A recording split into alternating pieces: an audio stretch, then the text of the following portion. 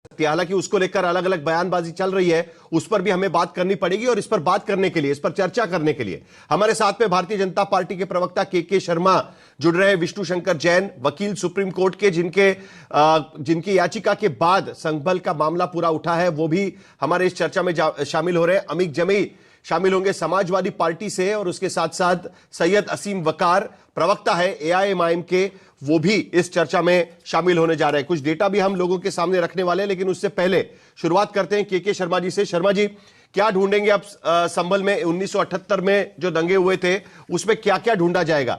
क्या नया इन्वेस्टिगेशन होगा, या ये सिर्फ एक कोशिश चल रही है कि भाई जवाब देना है, जो सवाल पूछे गए उसके जवाब दिए जाएंगे? क्या होगा असली में?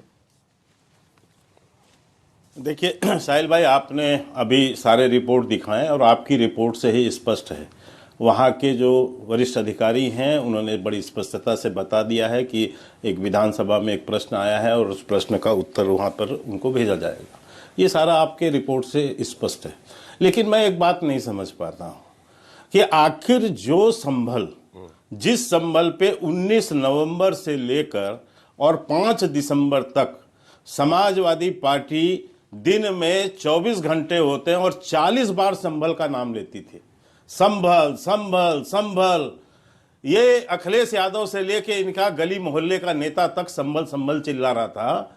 वो समाजवादी पार्टी के नेता 5 दिसंबर के बाद ऐसी क्या सांप सूंघ गया है कि जैसे ही संभल का नाम आता है इनके हलक का जो हलक सूख जाती है, गला सूख जाता है।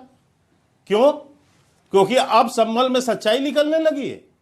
अब समाजवादियों का जो कालिक भरा चेहरा है वो उसमें कालिक लग रही है वहां पर। अब इनको समझ में आ रहा है संभल 19 से लेकर, और रोज वहां पर गाड़ी लगा के फोटो अप होता था कि संभल जाना है, और कांग्रेस पार्टी के भी नेता यहां पर फोटो अप करा रहे थे कि संभल जाना है। 5 तारीख के बाद सब शांति छा गई। अब संभल का नाम आते ही इन लोग को लगता है। शर्मा जी, 78 के दंगों में क्या ढूंढेंगे? मस्जिदों की तो 1 इंच। शर्मा जी, आज की चर्चा 78 के दंगों की फाइल को लेकर है। 78 के दंगों में क्या ढूंढेंगे सर? क्या ढूंढा जाएगा? मैं वहीं जा रहा हूं सर, मैं वहीं जा रहा हूं। मैं ये कह रहा हूं कि जिस संभल पर फोटो अप की राजनीति कर रहे थे ये, उसके बाद इनकी चुप्पी हलक सूख गई है। क्योंकि अब संभल में जो सच्चाई निकल रही है उसमें समाजवादी पार्टी की तुष्टीकरण राजनीति का सच सामने आ रहा। अब आप कह रहे हैं, पूछ रहे हैं कि संभल की क्या वहां पर खुदाई, मैं ये कह रहा हूं मस्जिद 1 इंच नहीं खुदी है, कि पूरे देश के किसी मस्जिद में 1 इंच की खुदाई नहीं हुई है। और लेकिन ये झूठ बोलते रहे कि मस्जिद खोदी जा रही है, लोगों को ये भड़काते रहे, अराजकता फैलाते रहे। लेकिन हाँ, वहां पर कुछ खुदाई जो शर्मा जी, मैं एक बार फिर पूछता हूं सर, 1978 के दंगों की 46 साल पहले की फाइल निकाली जाएगी, री इन्वेस्टिगेशन होगा, उसका जवाब दीजिए सर पहले। उसके बाद समाजवादी पार्टी से पूछेंगे कि भाई क्या दिक्कत है उनको। पहले आप इसका तो जवाब दीजिए कि क्या ढूंढा जाएगा 78 की फाइल। हाँ, बिल्कुल। देखिए, अभी तो जो आगे निर्णय होगा कि इसमें और क्या जांच होंगी, क्या चीजें होंगी। लेकिन तकलीफ क्यों? इसलिए, और क्यों नहीं ढूंढा जाए सर? साहिल भाई मुझे एक बताइए, आप अपने रिपोर्ट में बता रहे हैं कि जहां पर पहले 55% और 45% हिंदू रहते थे, आज उस संभल में घट के 20% हो गए। आज हिंदू विहीन आप कह रहे हो अपने रिपोर्ट में कि आज संभल हिंदू विहीन हो गया। तो किस दहशत से हो गया? किसके संरक्षण में हो गया? अमीक जमई, लोगों ने करवा दिया वहां पर हिंदू विहीन। चलिए, क्यों हिंदुओं का पलायन हुआ? और यह भी मैं जानना चाहता हूं कि क्यों नहीं, जब सिख दंगों की जांच, सवाल ये पूछे नहीं गए सर, लेकिन दबा के बैठती है, जब सिख दंगों की जांच जो 1984 में हुई, उसकी जांच अटल बिहारी वाजपेयी जी की सरकार में हमने कमेटी बना के किया ना, और मोदी जी के नेतृत्व में अभी जब सरकार बनी, हमने लोगों को न्याय दे रहे हैं ना हम उसमें। शर्मा जी एक मिनट, तो आज सवाल क्या पूछे गए हैं जिसको लेकर जांच रीओपन हो रही है? नहीं सर, एक मिनट, सवाल ये पूछे गए हैं कितने लोग गिरफ्तार हुए थे, दर्ज मुकदमों का वर्तमान में स्थिति क्या है, कितने अभियुक्तों को अदालत से सजा मिली, पीड़ित परिवारों को मुआवजा मिला कि नहीं मिला, ये सारी चीजें जिला प्रशासन को भेज रही है। हिंदू वहां से हटे नहीं हटे वो सारे सवाल तो पूछे ही नहीं गए आपके विधायक ने। लेकिन मुझे अमीक जमई जी से सवाल पूछना है, जो के शर्मा बता रहे थे कि अगर जांच होगी, एक छोटा पकड़ लीजिए, वो इन्वेस्टिगेशन होगा। एक छोटा सा जवाब दे दूं। अच्छा चलिए, 10 सेकंड में बता दीजिए मुझे जमई जी के पास जाना है। अमित जी के पास जाना है, जल्दी मैं बताइए। बस इतना चलिए। सा बताना चाहता हूं जी। कि जो मंदिर और जो कुआं वहां पर मिला, वहां के प्रत्यक्षदर्शियों ने जो और वहां के रस्तोगी परिवार, तमाम परिवारों ने बताया कि यहाँ हमारे कम से कम 150 परिवार रहते थे। आज वहां एक परिवार नहीं है, तो इसमें कौन सी इस पर वो चाहिए? ये तो निश्चित रूप से जांच पे चीजें आएंगी ना कि क्यों हिंदू छोड़ के गए, किनके दहशत को अमित जी, छोड़ के जवाब गए। दीजिए। आज जब वहां अमित जी 150 200 परिवारों पर FIR बिजली चोरी के हो रहे हैं, तो क्या दहशत होगी सोचिए। वहां पुलिस नहीं जा अमित पाती। जमई जवाब दीजिए। ठीक है शर्मा जी, ठीक है, अमित जमई जवाब दीजिए। देखिए हमारे देश के सबसे युवा समाजवादी नेता अखिलेश जी ये चाहते हैं कि ये जो HMPV वायरस है आज लखनऊ में पाया गया है, चीन से जो आया हुआ है, इतना बड़ा कुंभ का सेलिब्रेट, मतलब उसको करोड़ों लोग इकट्ठा होंगे। सरकार को स्वास्थ्य की चिंता करनी है, सरकार को उत्तर प्रदेश के भविष्य की चिंता करनी है, लेकिन हमारे मुख्यमंत्री जी को तो इतिहास का पता नहीं है। चलिए बात समझ में आती है। के शर्मा जी को अपनी पार्टी का इतिहास नहीं पता है। 1978 में उत्तर प्रदेश में जनता पार्टी की सरकार थी, जनसंघ उसके अंदर शामिल था, कल्याण सिंह जी उसके अंदर हिंदुत्व के सबसे बड़े ब्रांड जिसके नाम पे ये लोग खेती आज काट रहे हैं वो वजीर थे। आरिफ मोहम्मद खान साहब जो आज गवर्नर हैं बिहार में, वो मंत्री थे उस सरकार में। सत्यदेव त्रिपाठी जी महान समाजवादी नेता जो आज भारतीय जनता पार्टी में हैं, वो उसमें मंत्री थे। और संभल से जो शांति देवी साहिबा जो है मेंबर ऑफ पार्लियामेंट थी जनता पार्टी की।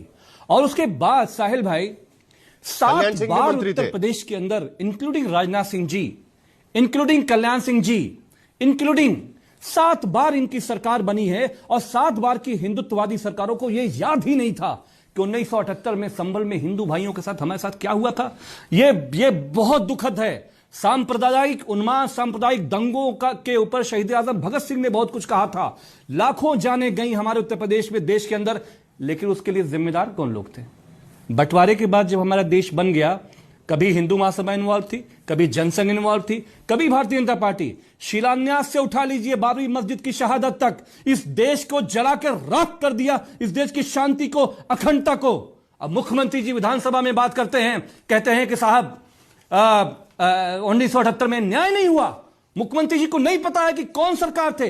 राम नरेश जी मुख्यमंत्री थे, कल्याण सिंह जी वहां पे क्या कर रहे थे, आरिफ मोहम्मद खान तो आज बिहार में बैठे हुए हैं पब्लिक डोमेन में लाइव टेलीविजन पे, वही जानकारी दोबारा क्यों चाहिए?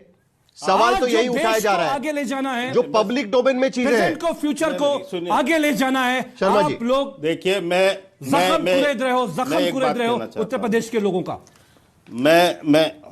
मुझे समझ में आ रहा है जख्म कुरेद रहे हैं शर्मा जी, तक स्वतंत्रता आंदोलन तक जा रहे हैं। नहीं, वो स्वतंत्रता आंदोलन तक क्यों भाग रहे हैं मैं समझ रहा हूं। पहले तो मैं आपके करोड़ों दर्शकों के लिए बता दूं कि जो जनता पार्टी की सरकार थी साहिल भाई, वो इमरजेंसी जो कांग्रेस पार्टी ने लगाई थी उसके विरुद्ध देश के तमाम विपक्षी दल एक हुए थे।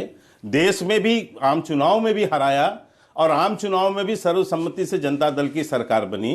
और उत्तर प्रदेश में भी वही सारे विपक्षी दल मिलके सरकार वहां बनाए।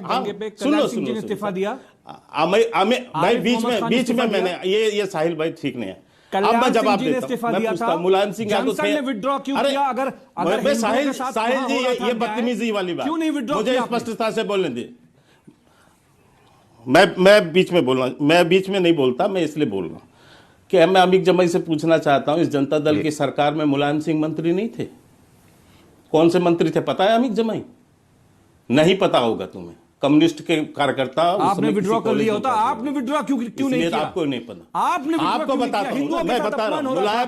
मुलायम सिंह और आप मुलायम सिंह